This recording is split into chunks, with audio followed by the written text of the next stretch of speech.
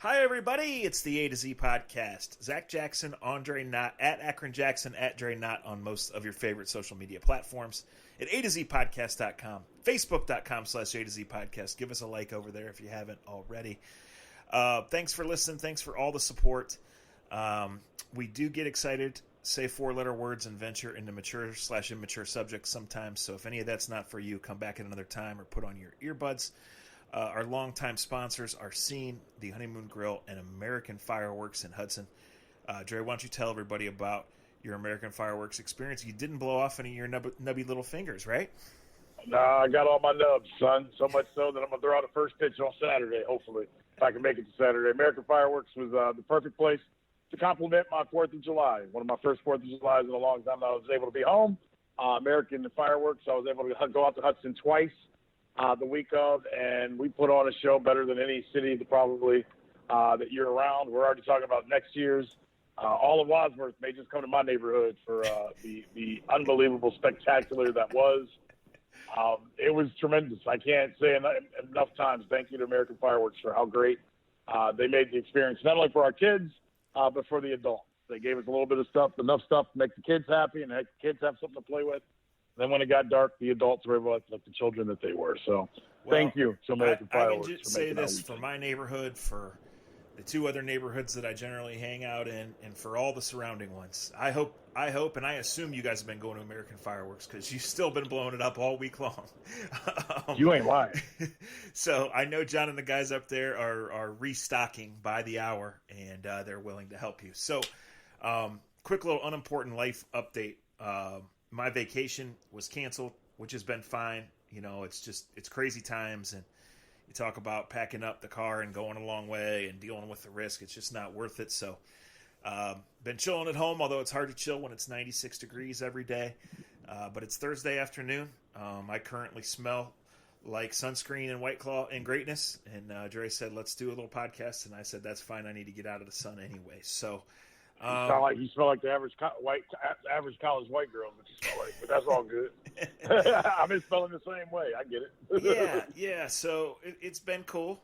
We're into July, so I gotta tell you, I'm trying not to fret about the state of the world, in the state of sports. A lot of stuff coming down is not surprising. I've. Let me cut you off. So we don't fret, because we could. Let's rewind 10 years. And 10 years in like 4 days. You want to do that? Yeah. No, we're getting there. All right. Yeah. No, I definitely want to go there.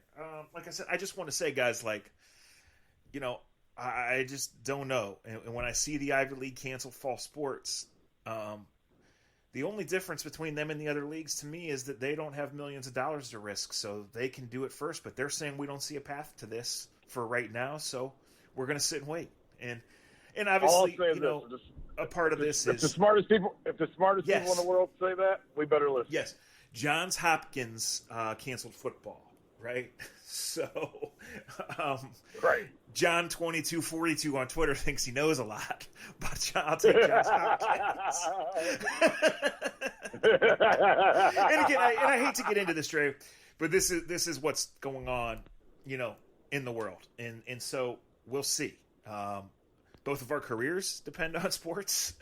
If you're listening to this, there's a percentage chance that either your career or a percentage of your life happiness and your non-family activity revolves around sports. And, we've been wanting to do this podcast for going on a week. Not only am I technically on vacation and you have other stuff to do, but there's been times when it's like, if we couldn't come to a quick agreement, it's like, well, why rush? Because we have nothing to talk about. So, and I'm not going to dwell on that. I'm not going to dwell on anything negative. I'm just going to say to you guys that have been listening, that have supported us, thank you. We look forward to, let's see, today's the 9th. So 2 weeks from tomorrow, there's supposed to be a real baseball game.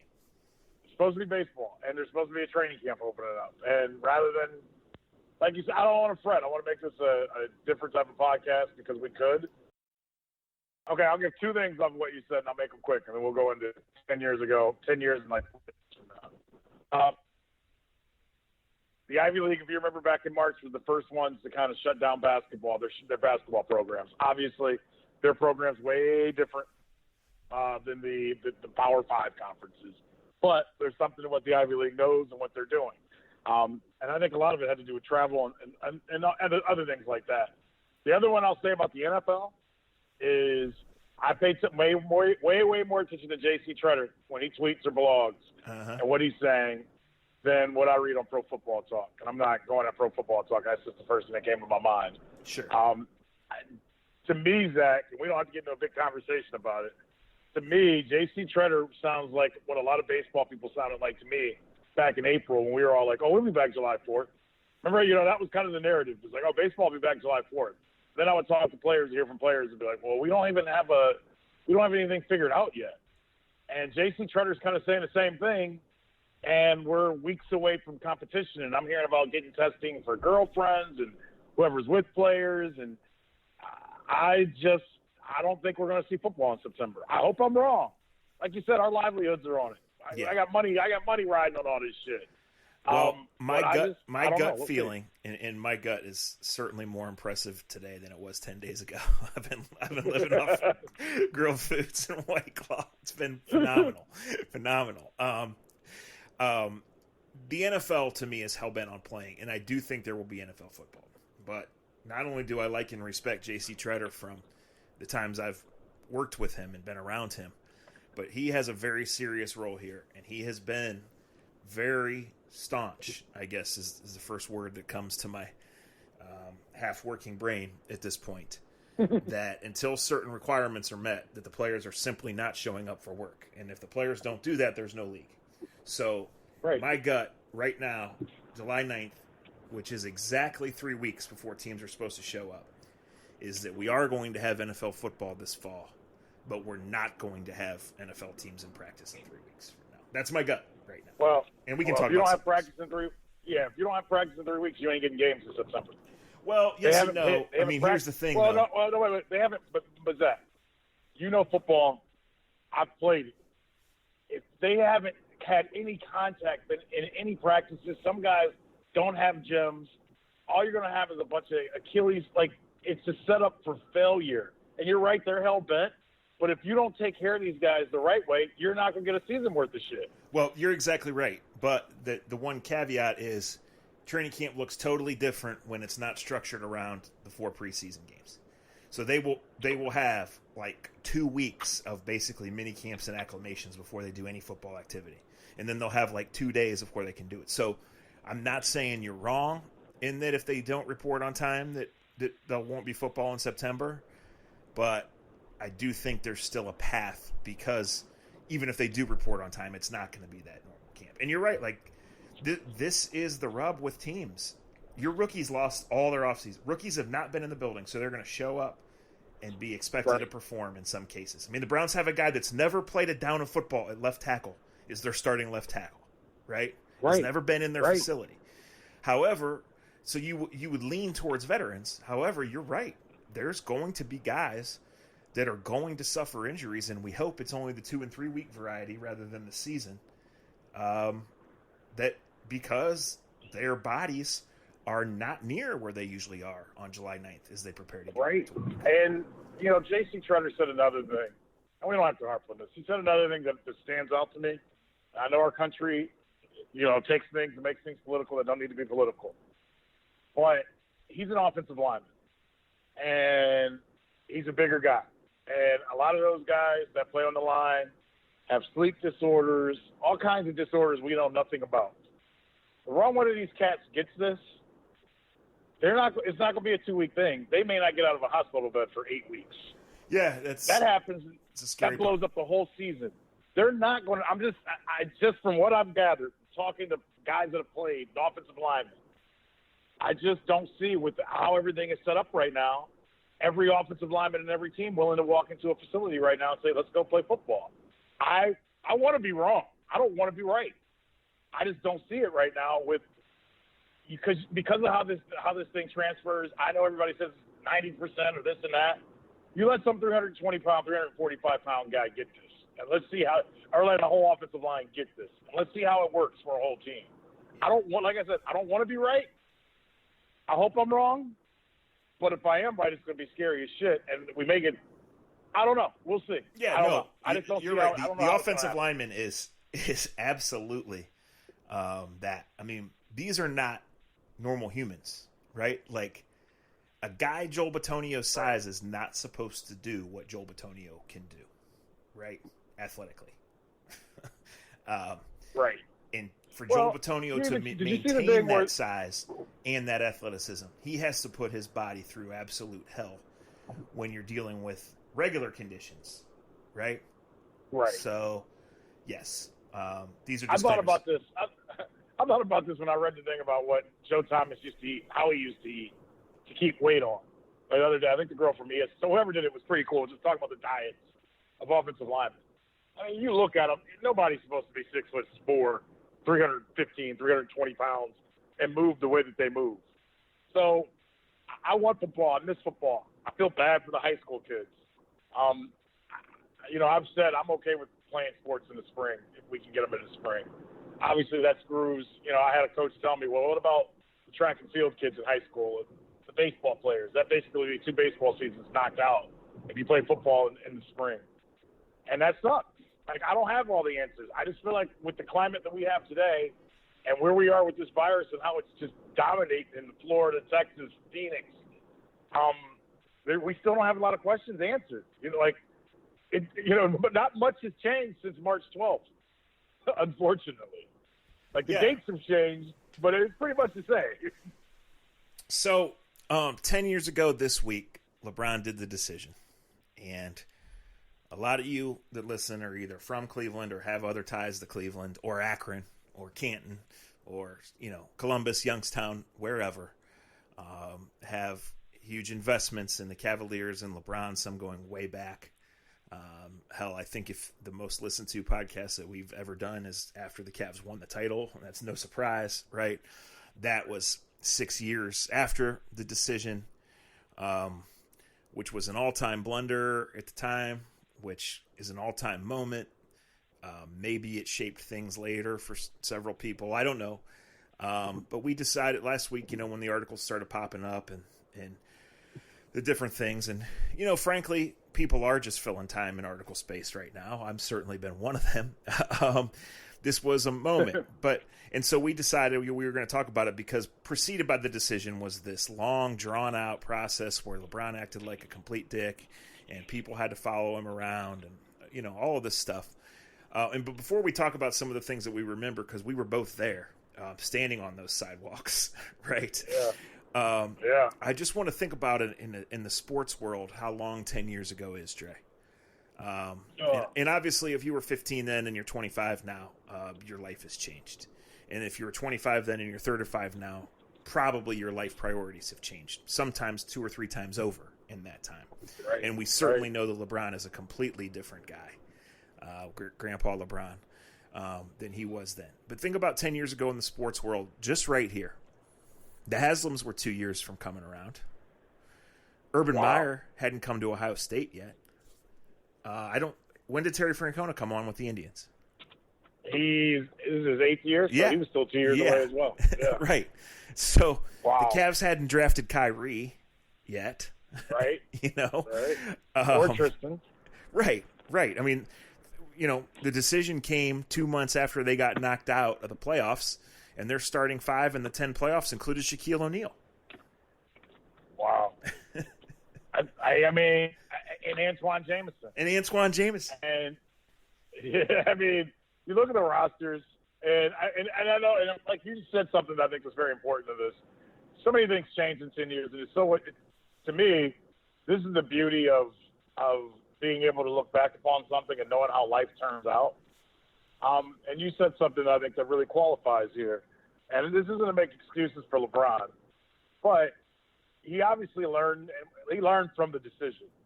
And what I saw and what I remember the most was this kid, who was still relatively a kid, was 7 years in the league, but he never left Northeast Ohio.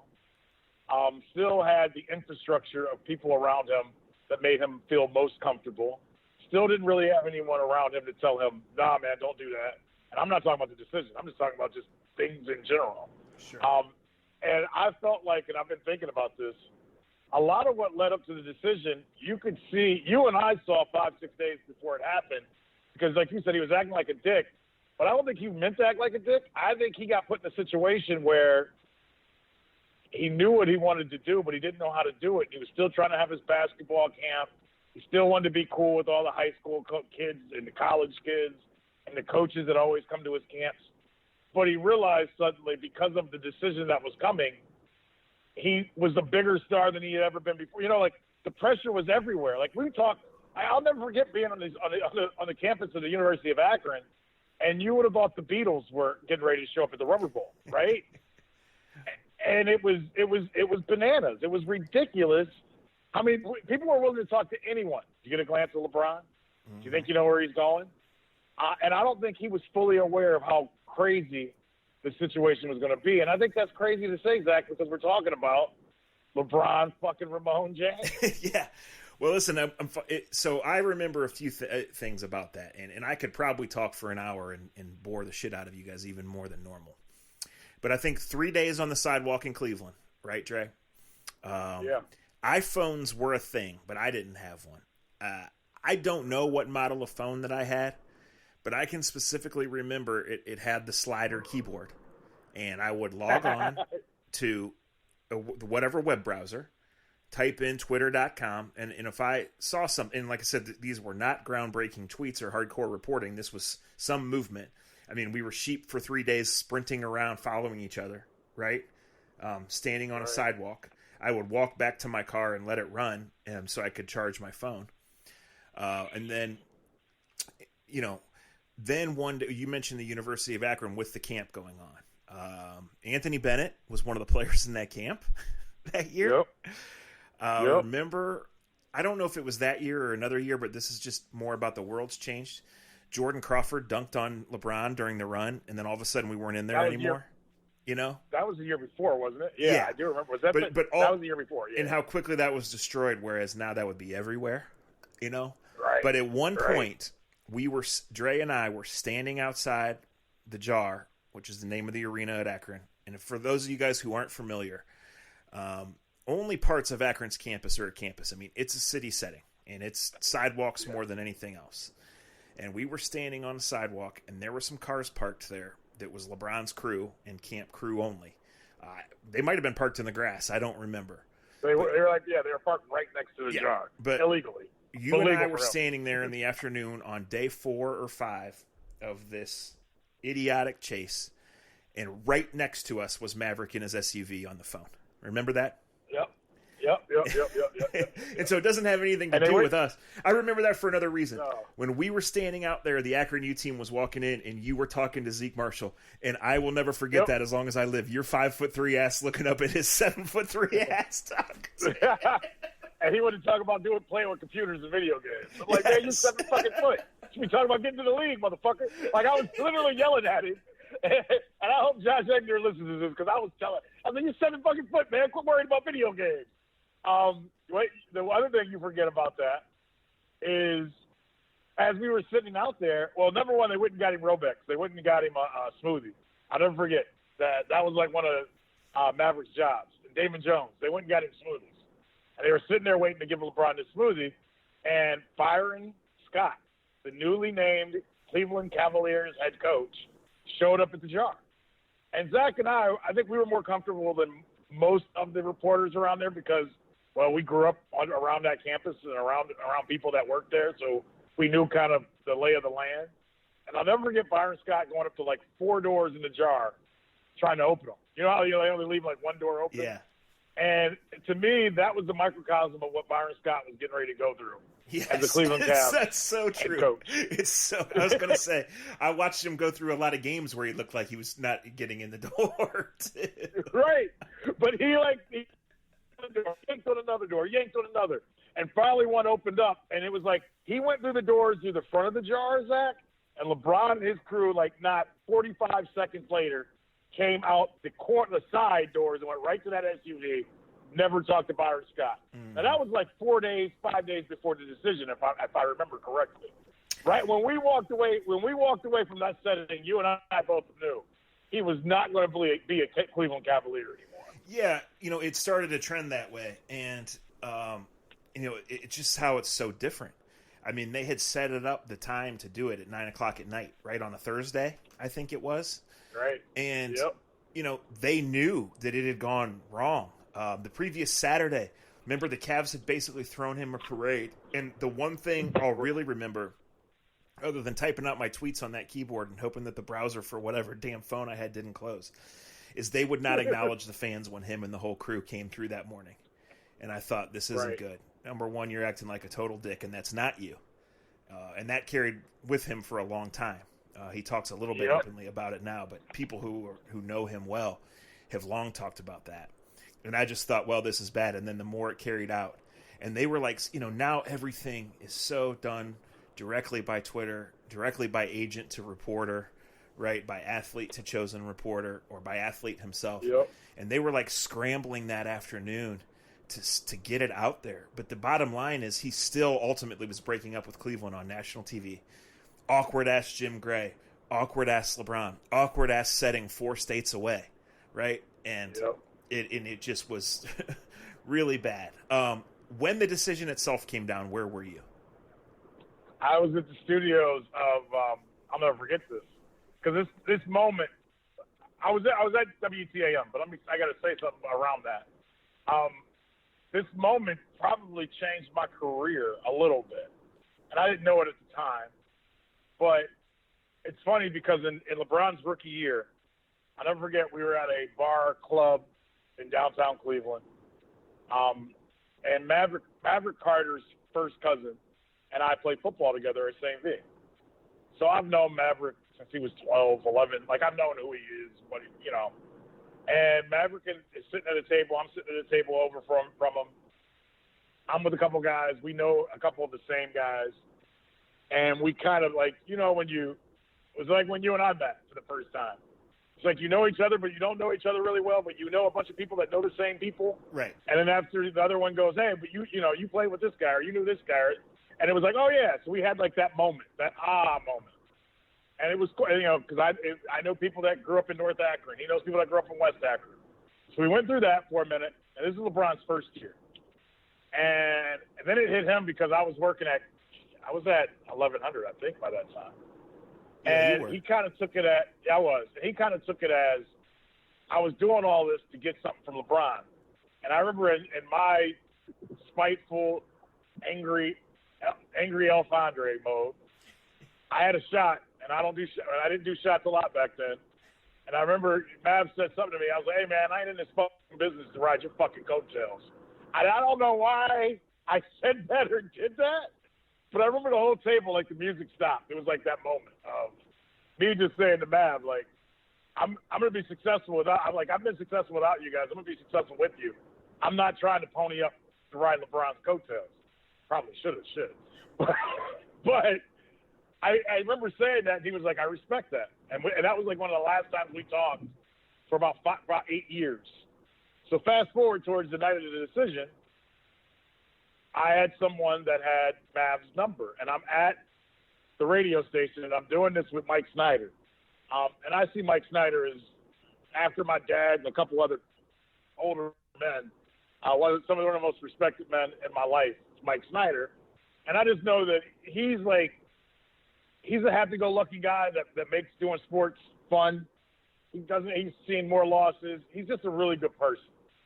And it sucks to see him not happy. And I remember I told him an hour into our show, like at 8:30, I was like, man, I got somebody in Akron telling me he's definitely going to Miami, Mike. And I told him that during the break. And it was like I took Mike's firstborn from him. Yeah. Like just a disappointment over his face. He was like, I didn't feel good when he decided to go to Connecticut and do this show.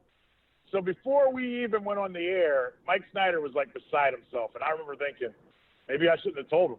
Maybe I should have just let it happen rather than kind of using that. And the thing is, the person that told me this, I could have used for information on LeBron the whole time he was here the first 7 years and never did. The first time I used him was the day of the decision. And he was like, oh, yeah, man, he's fucking gone. And I remember being like, damn. So I'm on the air on TAM. We pretty much know. I want to say the Cavs kind of let us know something because we were on the Cavs radio network. And obviously the decision happened. And Zach, was on the radio, and this is why I say it changed my career. I think I went on the air at like 8 o'clock that night, and I didn't leave the air till 5 a.m. And somebody reminded me of this a few days ago. I took phone calls from truck drivers across the nation, from fans crying, from fans locally and otherwise saying some of the most racist things ever. I read Dan Gilbert's email live on the air, like as it came out, thinking it was a joke, right? And having people respond to that. I just remember when I got off the air at 5 a.m., and it wasn't planned for me to stay on till 5 a.m. I was supposed to go to like 11. I remember at 11 o'clock, like I remember there was so much more that I wanted to say. The phone lines were still, like I just had this emotional overload that I probably had never had in my career. It's like, yeah, we're a little longer. And the phone lines still were just packed till 3, till 4. Mike Snyder had left, gone home, went to sleep, came back in to do his morning show, and I was still on the air. And I remember even when I got in my car and I drove home, this is when I still lived in Fairview. Like I got home and I still just sat in my car for like 15 more minutes. Just like still numb to everything that had just happened. But I say it changed my career because I think it showed me the versatility I could have in my career, and I didn't just have to talk sports. And I appreciate that moment because I remember in that moment thinking, well, we're never going to win a championship in this town, so I better get good at something. Because I ain't never do a championship.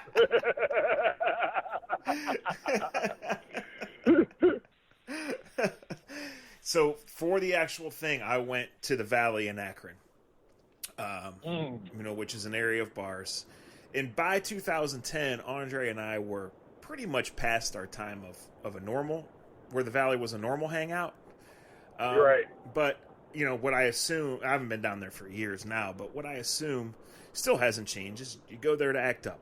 And on a Thursday night, right. What at the time there was probably 8 bars, 6 bars, 8 bars. Oh yeah, some sort of some form. It's a mini college. It's a mini college town. Yeah, and it was loud. Like I grew up in the area, but it's perfect for what he was looking for. So I just remember when it came down, and in the ensuing 15, I didn't see anybody burn anything there. You saw the light, right? You saw the videos and stuff later, but I can remember the odd silence, the eerie silence of the whole area, and just standing, because I was there to quote work, right? I lived 20 minutes away at the time, right?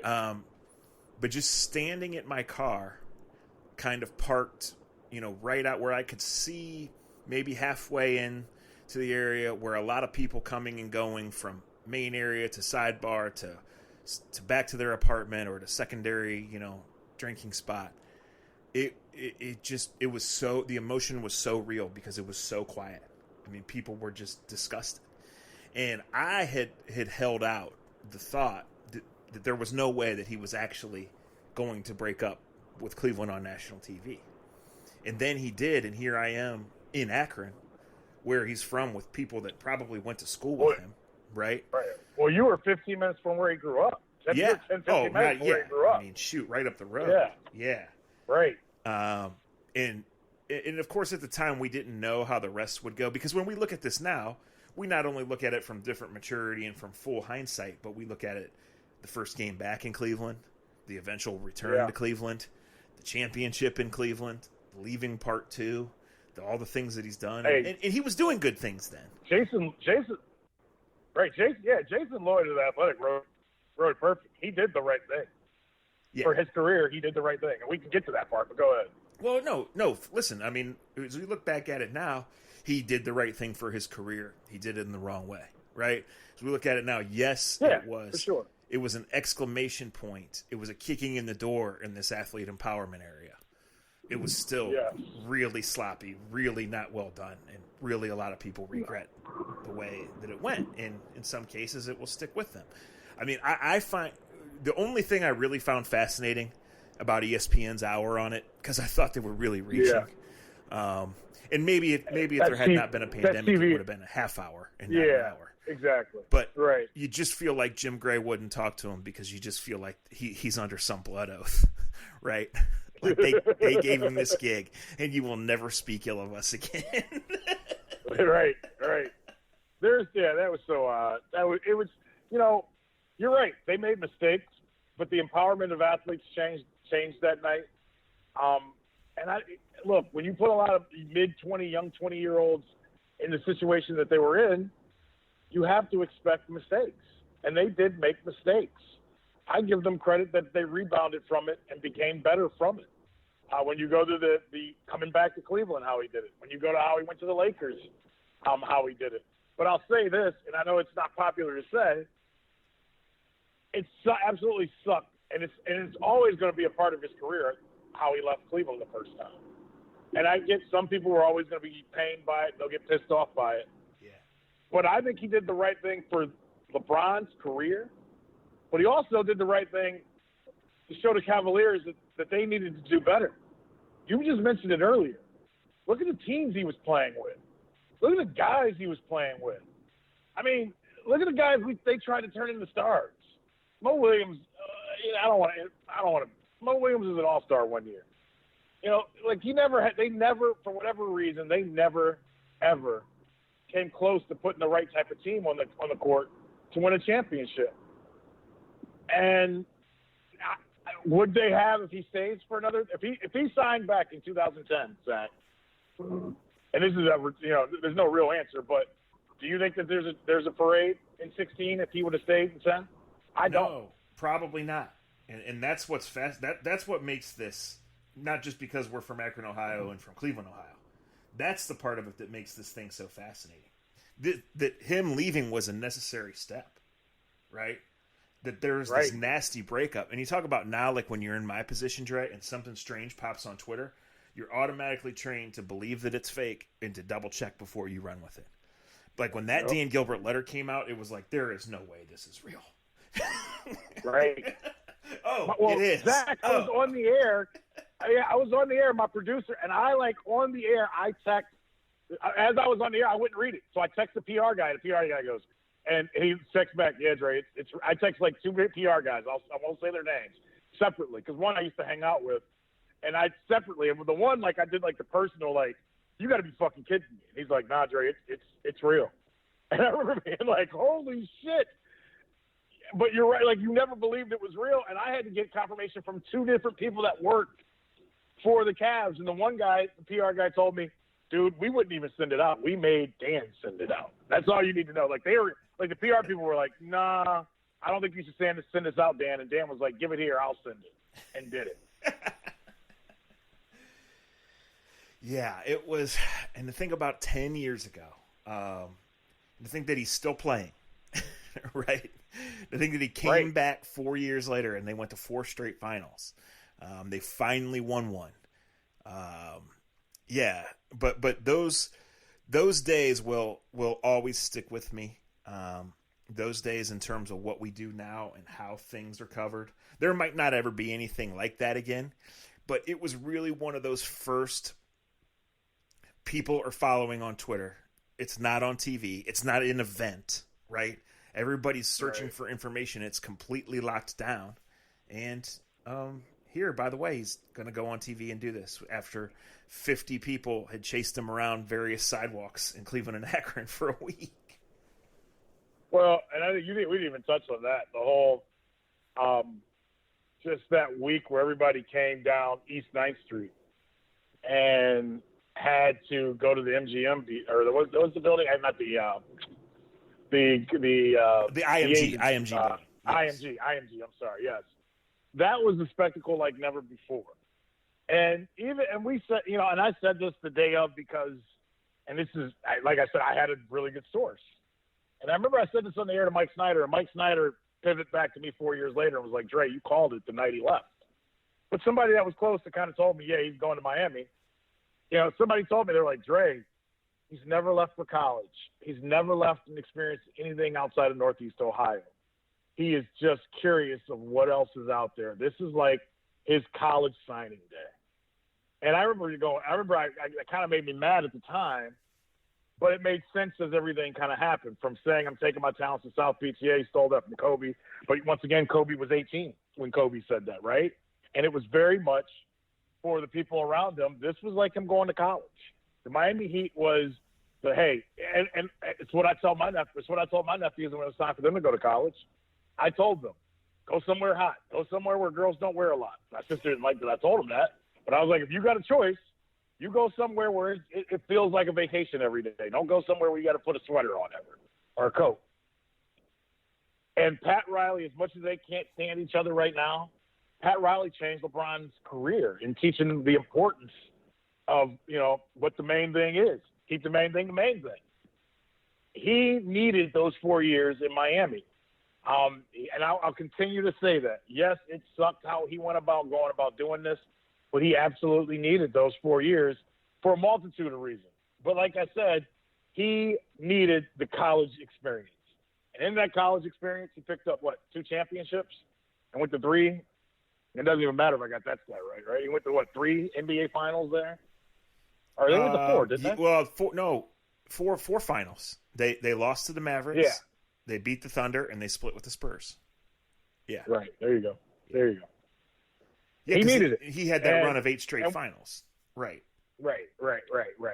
And I remember the day he came back. I'll never forget not even the day he came back. One of the last things I did at TAM full time was the media day for the Cavs.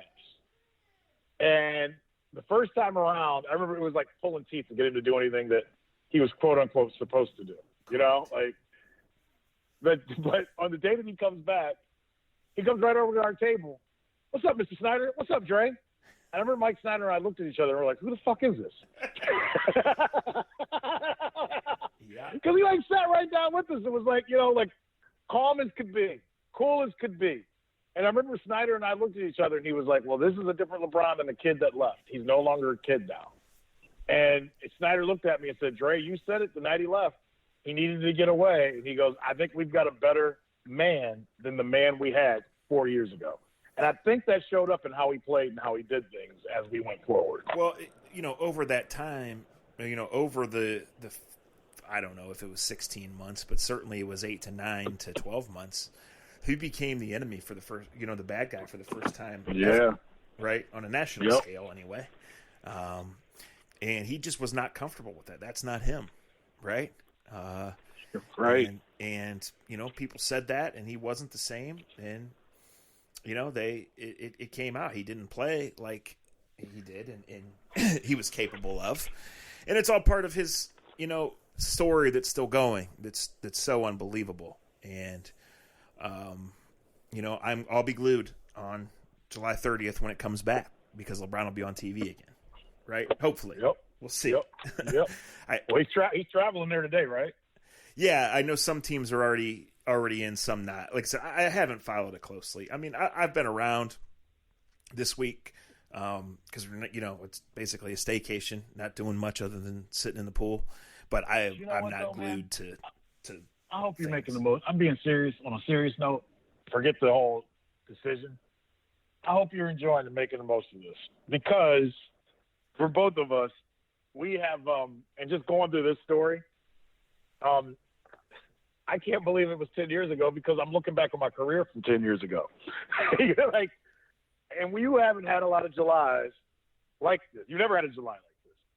And who knows what your August and September is going to be. Yeah. But, man, enjoy the shit out of that pool. And one of the reasons we haven't been able to do a podcast is both of us have been in the pool drinking during the day and got nothing left by 8 o'clock p.m. because that's not our normal lives. Have you been wearing your water wings? Be honest with me. I'm actually getting better, bro. I'm actually to the point where I don't need that shit almost. You would be surprised. Dude, I've been in a pool almost every day for about 10 days straight, for about 15 days straight. And my kids, I think my son can outswim me like it's nobody's business, so I got to get better or I'm going to get laughed at. I lost a swim race to a fifth grader this morning. A to Z. So we can't swim for shit, but we'll drink you under the table. And I was trying my ass off to win. I wasn't conceding nothing. Right. I'm a winner. No, enjoy this time, man, because at some point, the grind of grinds is coming back in our lives. And well, I would say this is, I'm blessed to do what I love, and even though I work goofy hours and whatever, I need that anyway because in a 9 to 5 I'd lose my mind. the first day. Me too. But I really have tried to block all thoughts out of my mind of just the uncertainty of everything. What's it going to look like? What's it going to be? All I can do is, do the stuff when I'm officially back at work next Monday that I'm supposed to do, and then be ready to go to camp in Berea, assuming it's going on, assuming I'm allowed there, right? Assuming all Right. things when I get the call to go back and do it. So we'll see what happens with all that. It's out of my control, and I truly don't know. Let me ask you this.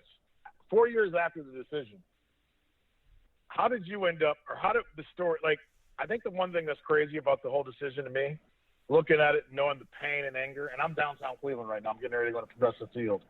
And I remember just how angry people were around with the blocks that I'm on right now. How did 4 years later you end up in Las Vegas, basically covering the story all over again? Well, if you and I are both alive in 2024, then that will be maybe a book, certainly a series of podcasts. Yes.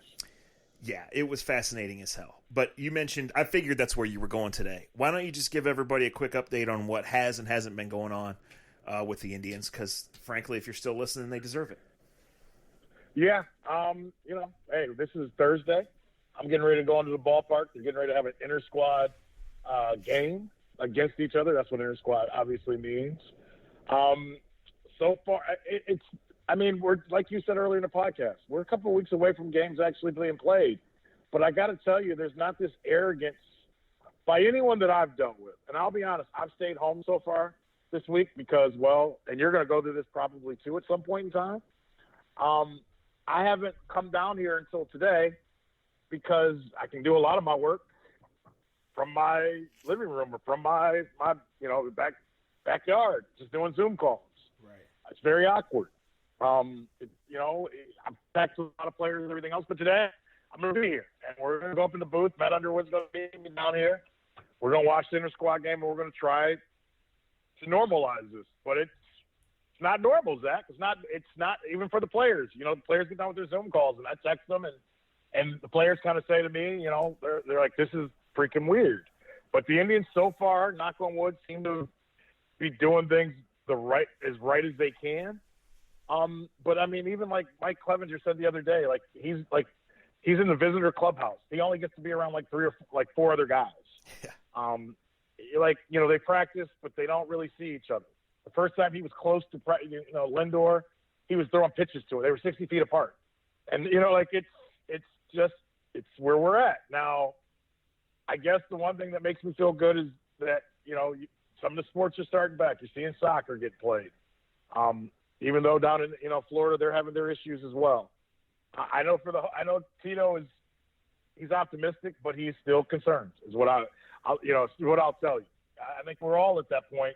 No one's going to truly believe it until games are actually played. Yeah. The Indians had a weird situation earlier this week.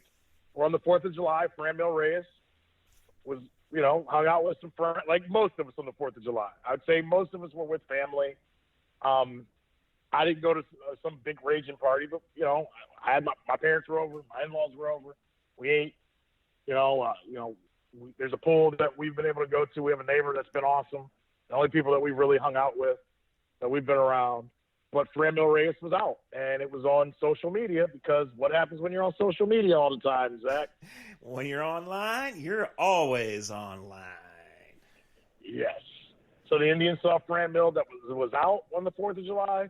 He was around a bunch of people that didn't have masks. So, and this may be the best thing for the Indians 2020 season. It sucks what happened, but it was the first time that they could make their rules their rules. Yeah. They had to tell him, you can't come in, man. You've been hanging out with people that that's kind of where we're at in 2020.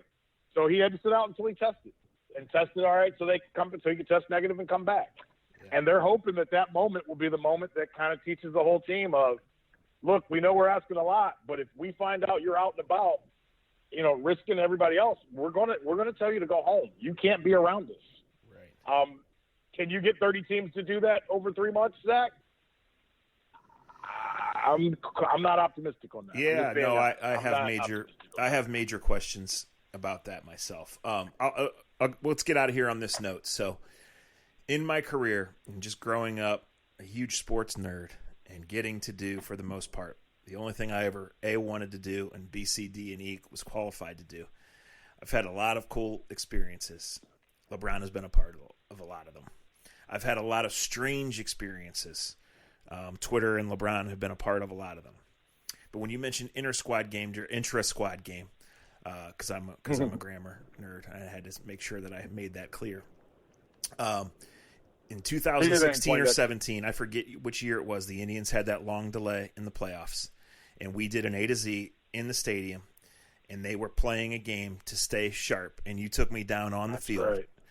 And Carlos Carrasco was humming at near game conditions, and we were right behind the plate. And now I was always a 214 hitter in Manchester youth baseball, right? Even if I'd had a director of player development, it wouldn't have been shit.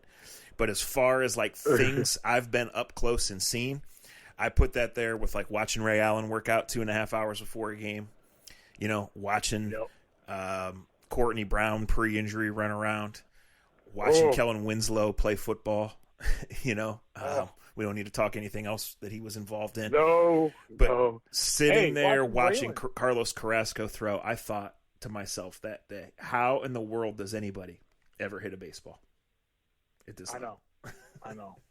You're right. That's a great. You know what? When I first took this job, Rick Manning asked me that question. Like when we were in spring training still, and he was like, "Hey man," he goes, "You've done a great job doing this for football," and he goes, "In the little time you've been able to be down there for baseball, what have you taken from it?" And I go, "Well, it's the same thing that I recognize in football. I don't think any person that's never been on a field for baseball, or I think you can kind of see it in basketball. But basketball is different because it's different. I don't think people realize how hard the game really is until you sit down there. I don't know how anyone hits any ball over 95 miles an hour, especially when they can throw a curve or a slider.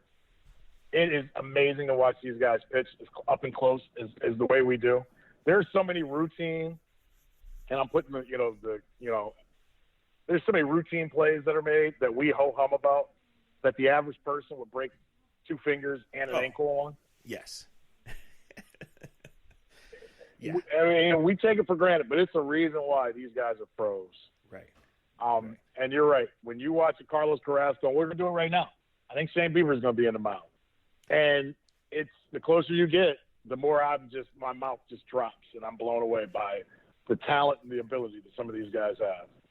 I mean, frankly, going back to 8th grade when I still was playing and still thought I could play, I realized then things were much safer for me in the press box. It took me several years after that for it to come full circle. But yeah, you get an appreciate like the basketball. I'm glad we brought this up. The basketball tournament that's on TV. I'll watch every minute of it from here on out. Frankly, with it starting on July 4th and then the next day being a Sunday and there was 4 games a day, I was outside. I didn't see a bunch of it, right? But I love college basketball, and it's pros. It's not guys in the NBA. It's guys that have had a cup of coffee in the G League. A lot of them that have had super successful careers overseas or maybe about to do that. I know the Dayton team had mostly young guys, but some of the teams have older guys like Joe Johnson at 40 years old is playing today later on. But what happened to Ohio State? You look at those guys and you see some of them that have lost their hair and that have put on weight and whatever. And like, it's easy to say, well, think about how good you have to win the genetic lottery first of all, right? Then you have to develop your skills, and you have to develop your toughness. Your injury luck has to be good. Your timing luck has to be good, and you have to keep your body at peak condition and stay healthy and have the right people see you for all this time, right? And you just watch what these guys would do to the common basketball player. It's like watching the golf. What they would do to the guys in my golf league that think they're good in their cut-off T-shirts, fluffing the ball up, giving each other 5-foot putts, right? Like play Muirfield under these conditions, right? But I just wanted to say, it's Aaron Kraft says he's done with competitive basketball. He's moving on to medical school. 10 years ago, Aaron Kraft was barely in our lives. Think about that. And so I know Sports Boy Tony is extra sad, but white people in all 4 corners of the state of Ohio are openly weeping, and that's okay. But I encourage you guys, if you're bored, to watch the tournament, even though the Ohio State team is out. It's really good hoops, and it's live sports on TV. Yeah, my best Aaron Kraft memory isn't him playing basketball, and that's been the greatest part about our careers. Yeah, I did a football game where I did a high school football game where he was a starting safety and starting quarterback, and was the best player on the field, hands freaking down. like he would have been the best safety at Ohio State in his time playing point guard at Ohio State. No offense to whoever the hell was the safety. I'm just telling you, he was that good on the football field. He was. He was a freaking stud. He absolutely was. Liberty Benton High School they made. Who'd they play in that D5 title game? You did the sideline, I'm assuming. Yeah, I did. They played. Was it Ursuline? Oh my! It was somebody. Yeah, it was somebody like that. It was Ursuline, because that was when they had the one little running back. That's any year when they were good. They had the one running back that was good. They had one big guy that went to Nebraska, and they had a little kid that was just. I think they went to Young South State. That was phenomenal. Yeah. Oh God, we're getting old because now that's in like 2009, and we're in like, well, was it 9? Was it 7? When was it? Where was it? Right. We were there. I know that. Yeah. No shit. All right, guys. Thanks for listening. Who knows what we'll talk about next week? We'll get into something. Thanks for all your support. Thanks to Scene, to Honeymoon Grill, to American Fireworks. Thank you, LeBron. It's been fun. Yeah. Thank you, LeBron. Hey, just seeing this on Twitter from Nicole as an Auerbach from the Athletic. Big Ten is expected to announce today it will go with a conference-only football schedule for the fall. Yeah. What she's tweeting. Yeah. That makes sense, but I'll still believe that they actually get to that point when they actually get to that point. So I hear you. We'll see. All right, guys. This has been A to Z, right, and man. we thank you for Y'all listening. be good. Yep. Konnichiwa, the decision